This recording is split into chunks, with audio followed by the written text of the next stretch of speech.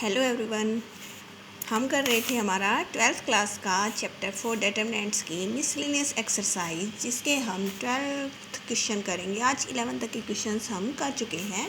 तो हमारा जो 12th क्वेश्चन है, we have to prove that this determinant is equal to 1 plus p x y z into x minus y minus z and z minus x. हम left hand side को लेके solve करेंगे। देखिए इसमें ये जो पूरा थर्ड कॉलम है, इसमें 1 plus p x cube 1 plus p y cube 1 plus दो टर्म्स के एडिशन में है, तो ये पूरा डिटर्मिनेंट भी दो डिटर्मिनेंट के एडिशन में डिवाइड हो जाएगा। First column, second column, third column में हम ये वाला पार्ट लिखेंगे हमारा 1 1 1 और ये डिटर्मिनेंट कंप्लीट हो गया। फिर plus plus plus, then plus में लगाएंगे हम भी प्लस का साइन लगा के, और आगे क्या आ जाएगा हमारा फर्स्ट कॉलम, फिर सेकंड कॉलम, और अब ये वाली चीज़ x cube p y cube and p z cube. Clear है। First determinant as it is लिखेंगे। सेकंड डिटर्मिनेंट में देखिए फर्स्ट रो से एक्स कॉमन आ रहा है, सेकंड रो से वाई, थर्ड रो से जेड, और थर्ड कॉलम में से पी भी कॉमन निकल रहा है, मतलब हमें मिल गया p x y z common निकाल दिया। यहाँ से 1 बचेगा, यहाँ x बचेगा और यहाँ x स्क्वायर बचेगा, क्योंकि p भी निकल गया एक x। यहाँ 1 बचेगा, y and y square 1 Z Z square. अब यहाँ देखिए हम इन दोनों डिटर्मिनेंट्स को सेम बना लेते हैं, सेम ऑर्डर में। हम इसमें करते हैं सेकंड और थर्ड कॉलम्स को इंटरचेंज कर देते हैं। तो देखिए ये हमारा एक्स वाई जेड, ये सेकंड और थर्ड कॉलम दो कॉलम्स या दो रो जब भी आपस में इंटरचेंज किए जाते हैं तो साइन चेंज हो जाता है, तो माइनस का साइन लग गया। ये सारी एज इट इज़ लिख ली। अब हम फर्स्ट और सेकंड कॉलम को इंटरचेंज कर लेते हैं, C1 और C2 फर्स्ट और सेकंड कॉलम को इंटरचेंज, फिर नेगेटिव साइन आएगा तो नेगेटिव नेगेटिव पॉजिटिव हो गया। ये हमारा 1 1 1 फर्स्ट कॉलम बन गया, ये सेकंड कॉलम और ये थर्ड कॉलम। देखिए अब ये दोनों डिटर्मिनेंट हो गए आपके सेम हो गए। तो हम इसको ले लेते हैं कॉमन। तो इसको जब कॉमन लोगे तो यहाँ से ये डिटर्मिनेंट कॉमन आ गया, तो हमारे पास बचेगा 1 और यहाँ से बचेगा पी एक्स वाई जेड। अब इस डिटर्मिनेंट को हमें सोल्व करना है। 1 1 1 आने के बाद बेटा बहुत सिंपल हो जाता है, हमें सिर्फ 1 1 1 है उनमें दो को जीरो बनाना है। हम इन दोनों को जीरो बना रहे हैं। हमने R1 पे ऑपरेट किया, R1 में से R2 माइनस करेंगे। देखिए 1 माइनस 1 जीरो, फिर x minus y, x square minus y square. Similarly हम सेकंड रो में से थर्ड रो को माइनस करेंगे, सेकंड में से थर्ड को, then 1 minus 1 zero, y minus z and y square minus z square. Third row as it is, केवल हमने फर्स्ट और सेकंड में चेंज किया। अब देखिए यहाँ से x माइनस वाई कॉमन आ जाएगा, जीरो, यहाँ से x माइनस वाई, यहाँ पे आइडेंटिटी बनेगी ना, मतलब हम इसको ऐसे लिख सकते हैं x माइनस वाई और x प्लस वाई।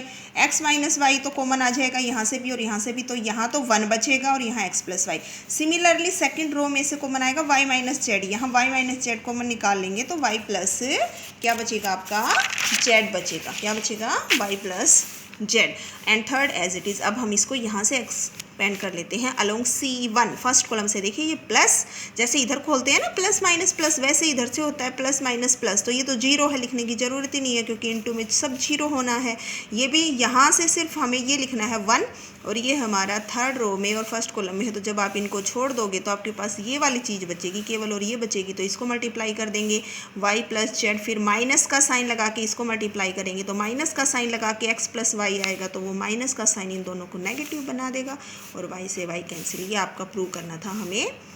अब 13th क्वेश्चन में प्रूव करना है कि this determinant is equal to this. इसका मतलब जब प्रूव करना होता है ना, उसको देख के हमें पता लग जाता है कि फैक्टर क्या बनेंगे। देखिए ये बनेगा एक फैक्टर, ये बनेगा। अब इसमें डिटर्मिनेंट ये है आपका, इसमें देखिए 3a माइनस ए प्लस बी माइनस ए प्लस सी। अगर हम इन तीनों को ऐड करें तो क्या बनेगा? देखिए 3a में से 2a माइनस होके a बचेगा, प्लस b बचेगा, प्लस c बचेगा। ऐसे यहाँ 3b हैं तो 2b माइनस के हैं, ऐसे यहाँ 3c हैं तो 2c माइनस के। मतलब फर्स्ट कॉलम पे ऑपरेट कर दिया, फर्स्ट में सेकंड और थर्ड को ऐड कर दीजिए तो ये a प्लस बी प्लस सी बचेगा। यहाँ भी देखिए जब इसमें ये हो गया प्लस का 3b इधर आके, और ये हो जाएगा इधर ऐड, तो माइनस b और माइनस b, 3b में से जब 2b माइनस होंगे तो b बचेगा प्लस a प्लस c। ये पूरा column a plus b plus c बन जाएगा। Second column as it is, third column भी एज इट इज़ लिख दिया। अब यहाँ से कॉमन निकल रहा है फर्स्ट कॉलम में से a प्लस बी प्लस सी। अब 1 1 1 बनते ही बहुत सिंपल है, किन्हीं भी दो टर्म्स को जीरो बना लो। इसमें से हमने सेकंड रो पे ऑपरेट किया, सेकंड में से फर्स्ट को माइनस करेंगे। हमने केवल कौन सी रो पे ऑपरेट किया? सेकंड और थर्ड, मतलब पहली रो ऐसे के ऐसे लिख ली, सेकंड रो में से फर्स्ट रो को माइनस करिए, 1 माइनस 1 जीरो, 3b प्लस ए हो जाएगा हमारे पास और माइनस बी हो जाएगा। तो 3b में से b माइनस करेंगे तो 2b प्लस ए बचेगा हमारे पास, और minus b plus c plus a और माइनस सी, तो सी से सी कट के माइनस बी और प्लस ए बचेगा यहाँ आपके पास। जब माइनस करते हैं तो साइन आपके चेंज हो जाते हैं। ऐसे ही आप थर्ड रो में से सेकंड को माइनस करेंगे, 1 - 1 0, माइनस सी प्लस बी और माइनस का 3b हो जाएगा, माइनस का 3b और प्लस का b, तो माइनस 2b बचेगा हमारे पास, और माइनस सी 3c प्लस b माइनस सी, क्योंकि जब इसको घटाओगे सेकंड रो को तो ये माइनस है प्लस हो जाएगा, तो आपके पास ये बचेगा। अब यहाँ से एक्सपेंड कर लीजिए, केवल देखिए प्लस माइनस प्लस, तो केवल ये वाली चीज़ एक्सपेंड करनी है, ये जीरो है वो एक्सपेंड करने की ज़रूरत नहीं। हमारा फर्स्ट रो और फर्स्ट कॉलम को छोड़ेंगे तो ये बचेगा, इसको मल्टीप्लाई कर दीजिए और फिर माइनस का साइन लगा के और ब्रैकेट लगा के इसको मल्टीप्लाई कर दीजिए, आपका राइट हैंड साइड आ जाएगी। ठीक है, ये देखिए आपका 14th क्वेश्चन, ये भी बहुत इजी है। ये नंबर दे रखे हैं, सीधे सीधे हम 2 को 0 बना लेते हैं और फिर इसको एक्सपेंड कर लेंगे। अब देखिए ये 0 कैसे बनेगा, 2 से मल्टीप्लाई करके फर्स्ट रो को और इसमें से माइनस कर दीजिए, किसमें से, सेकंड रो पे ऑपरेट करेंगे, सेकंड रो में से माइनस करेंगे 2 टाइम्स फर्स्ट रो, और ये 0 कैसे बनेगा, 3 से मल्टीप्लाई करके माइनस कर दीजिए।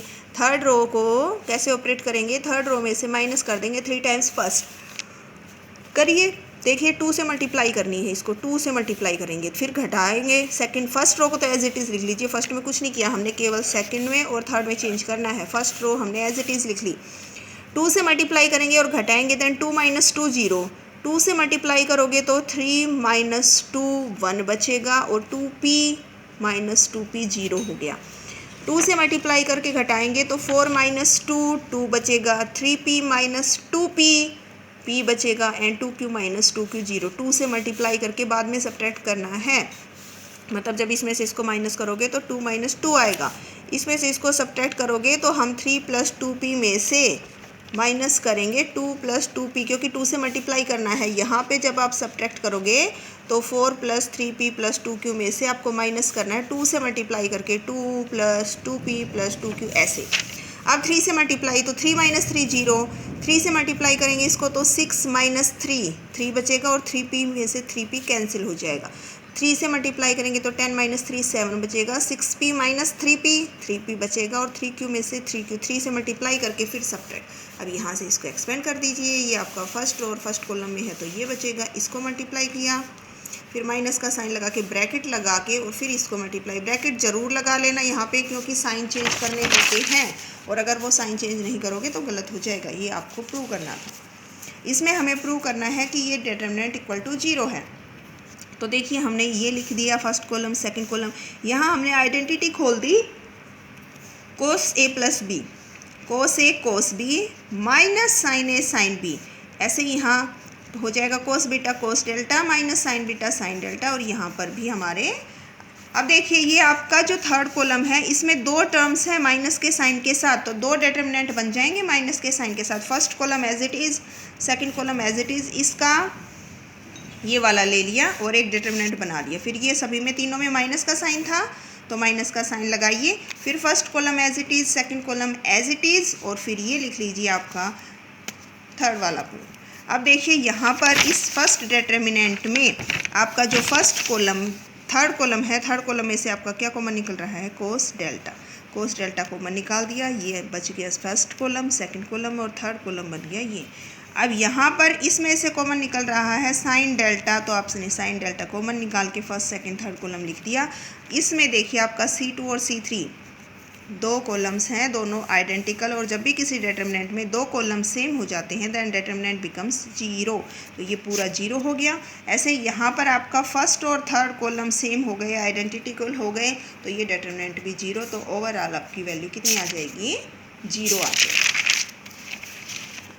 16th क्वेश्चन में हमें इक्वेशंस को सोल्व करना है। ये 1/1 में दे रखे हैं, तो एक काम कीजिए, सिंप्लीफाई करने के लिए आप 1/x को a पुट कर लीजिए, 1/y को b और 1/z को c। तो इक्वेशन देखिए बनेगी 2a + 3b + 10c = 4।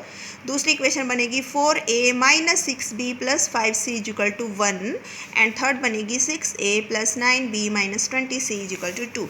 इसको हम इस फॉर्म में लिखते हैं। X is equal to b बहुत इंपॉर्टेंट है, मोस्ट इम्पोर्टेंट टाइप है ये क्वेश्चंस की ट्रिग्नोमेट्रिक मैट्रिक्स का यूज करके और इक्वेशंस को सोल्व करना। इसमें से क्वेश्चन आता है 101%। यहाँ से मैट्रिक्स ए बनाएंगे तो वो बनेगी ए बी सी के कोफिशिएंट 2 3 10, फिर 4 -6 5, ये माइनस का है तो माइनस का ही लिखना है, 6 9 एंड -20। एक्स मतलब क्या फाइंड करना है, तो यहाँ तो ए बी सी में इक्वेशन बन गई, तो वेरिएबल्स क्या बनेंगे ए बी सी, और बी हमारी बनेगी 4 1 2। सबसे पहला काम होता है इस मैट्रिक्स का डिटरमिनेंट चेक करना कि ये मैट्रिक्स हमारी कैसी है, सिंगुलर या नॉन सिंगुलर। इसका जब हम डिटरमिनेंट फाइंड करेंगे तो वो आएगा 1200 नॉट इक्वल टू 0।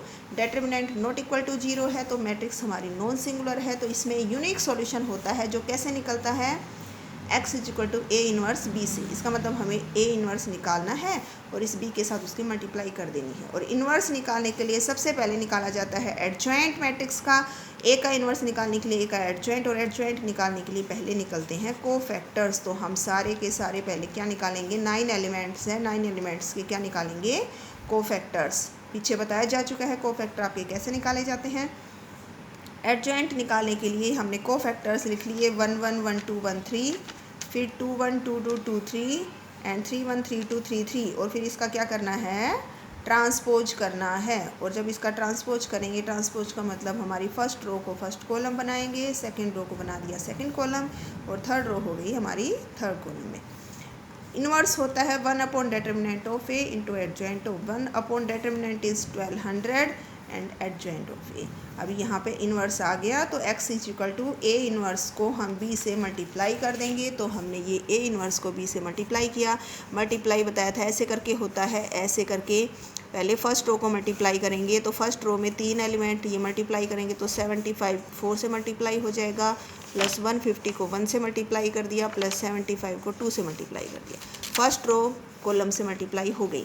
अब सेकंड रो को कॉलम से मल्टीप्लाई करेंगे तो 110 को 4 से मल्टीप्लाई कर दिया, -100 को 1 से मल्टीप्लाई कर दिया, और 32 जा 60, सेकंड रो हो गई मल्टीप्लाई। अब थर्ड रो को मल्टीप्लाई करेंगे, 72 को 4 से मल्टीप्लाई कर दिया, 0 को 1 से मल्टीप्लाई कर दिया, और -24 को, ये हमारी थर्ड रो। अब इसको सिंप्लीफाई कर लिया हमने, 1200 अपॉन में 600 अपॉन 1200 कर दिया, 400 अपॉन 1200 कर दिया, और 240 अपॉन 12। ये हमारी x की वैल्यू आ गई। What is x, A B C. इसका मतलब a आ गया, b आ गया और c। a की वैल्यू 1/2 और a क्या था हमारा 1/x। इसका मतलब 1/x की वैल्यू 1/2 आई है, 1/y की वैल्यू ये, और 1/z। तो यहाँ से आपका x आ गया, y आ जाएगा और z आ जाएगा। बहुत इंपॉर्टेंट क्वेश्चंस हैं ये। ए बी सी अगर ए पी में है तो इस डिटर्मिनेंट की वैल्यू फाइंड करनी है, value of this determinant. A B C A P में है, ए पी में क्या होता है, A2 - A1 is equal to A3, distance equal होता है ना, difference common difference, second term minus first term is equal to third term minus second term. तो यहाँ पे हमें b माइनस ए और c माइनस ए, तो देखिए b माइनस ए तो ऐसे आएगा, सेकंड टर्म में से फर्स्ट को माइनस कर दीजिए, सेकंड टर्म में से फर्स्ट को माइनस, और थर्ड टर्म में से सेकंड को। फर्स्ट टर्म का कुछ नहीं करना है, ऐसे कैसे लिख ली, सेकंड में से इसको माइनस कीजिए, देखिए x माइनस एक्स कट जाएगा, 3 - 2 1 बचेगा, x माइनस एक्स कैंसिल, 4 में से 3 माइनस कर दिया, यहाँ भी x में से x कैंसिल, 2b - 2a आ गया, 2 कॉमन निकाल लिया। थर्ड में से सेकंड को माइनस कीजिए, x minus x cancel, 4 - 3 1, x minus x cancel, 5 - 4 1, and x minus x cancel, 2c minus b। अब एक b माइनस ए और c माइनस b तो बराबर है, तो हम c माइनस बी की जगह b माइनस ए पुट कर दें। First column row as it is, second row as it is, third row में देखिए हमने c माइनस बी था, c माइनस बी की जगह हमने क्या पुट कर दिया, b माइनस ए। अब आपकी R2 और R3 दो रो आइडेंटिकल हो गई, और जब भी डिटर्मिनेंट में कोई दो रो या दो कॉलम्स सेम हो जाते हैं देन डिटर्मिनेंट विल बी 0। तो ये आपका कितना हो जाएगा, 0 आ जाएगी इस डिटर्मिनेंट की वैल्यू। एक 19th क्वेश्चन में हमें डिटर्मिनेंट ये दे रखा है और इसने ये कहा है कि इंटरवल्स बताने, ऑप्शन में है हमारा कि डिटर्मिनेंट की वैल्यू कहाँ से कहाँ तक लाई करेगी। तो सबसे पहले हमने इस डिटर्मिनेंट को सोल्व किया है। डिटर्मिनेंट को सोल्व करके हमारी वैल्यू आई है ये। डिटर्मिनेंट आपको सोल्व करना आ गया होगा, प्लस माइनस, प्लस के साथ प्लस का 1 लिख के फिर फर्स्ट रो और फर्स्ट कॉलम को छोड़ के इनको सोल्व करते हैं। फिर माइनस साइन थीटा लिखेंगे। अब साइन थीटा फर्स्ट रो में है और सेकंड कॉलम में है, तो इसको छोड़कर हमारा जो बच गया उनको सोल्व करते हैं, ऐसे सोल्व करना है। अब हमें ये पता होना चाहिए ये कहाँ से कहाँ तक लाई करेगा। अब देखिए हमें साइन थीटा का तो पता है कि साइन थीटा की जो वैल्यू होती है ना वो -1 से 1 के बीच में लाई करती है। इक्वल का साइन भी लगेगा, क्लोज इंटरवल, क्योंकि -1 और 1 भी होती है।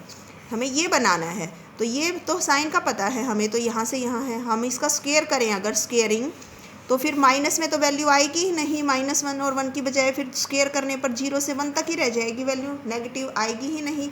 स्क्वेयरिंग करेंगे तो साइन स्क्वेयर की वैल्यू कहाँ से कहाँ तक लाई करेगी, 0 से 1।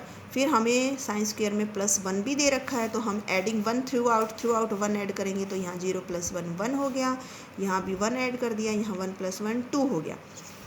1 + साइन स्क्वेयर थीटा का तो पता लग गया कहाँ से कहाँ तक होगा। अब इसमें तो 2 मल्टीप्लाई में भी है, तो हम भी मल्टीप्लाई बाई 2 थ्रू आउट 2 से मल्टीप्लाई कर देंगे, यहाँ 2 से मल्टीप्लाई कर दिया, इसको भी 2 से मल्टीप्लाई कर दिया, एंड 2 2 जा 4। तो ये आपका क्या आ गया, ये आपका आ गया determinant, and your determinant lies from 2 to 4 close interval में लाई करेगा। ये आपकी miscellaneous exercise of chapter 4 complete हो गई है।